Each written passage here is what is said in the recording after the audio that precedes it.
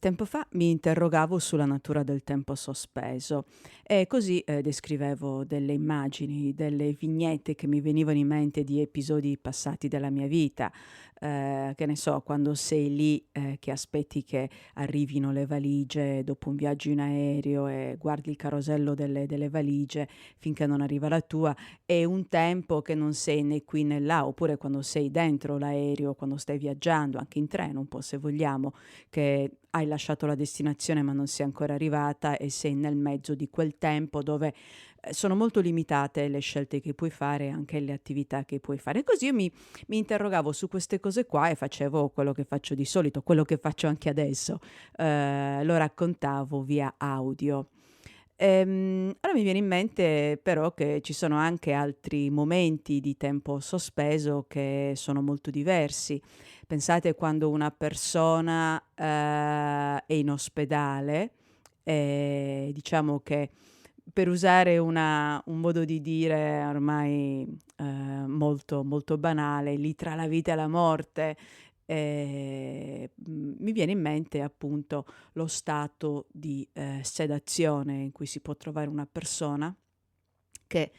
magari viene, mantenuta sedata artificialmente perché i medici devono fare le cose che devono fare finché questa persona non si riprende e sta meglio.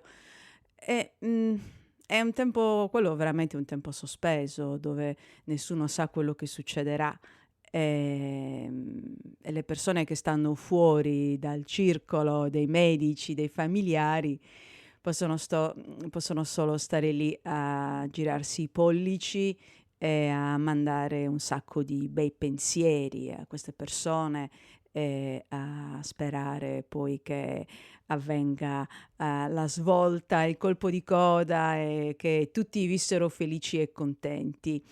Sono delle cose alle quali bisogna pensare, perché mentre noi ci divertiamo più o meno, resistendo più o meno alla situazione meteorologica che in questo momento in effetti è abbastanza provante,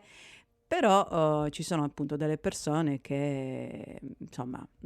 sono lì sospese, letteralmente sospese, un po' come il famoso gatto di Schrödinger che è dentro la scatola, che la vulgata vuole che ci sia e che non ci sia, si apre o non si apre la scatola, anche se poi in realtà se andate a cercarvi la storia del gatto di Schrödinger è un po' più complessa perché ci va di mezzo anche una fiala con un liquido radioattivo, insomma una cosa un po' più complessa. Comunque, oggi i miei 3 minuti grezzi li dedico a tutte le persone sospese, sperando che tornino presto a non essere sospese. Noi sappiamo che torneranno.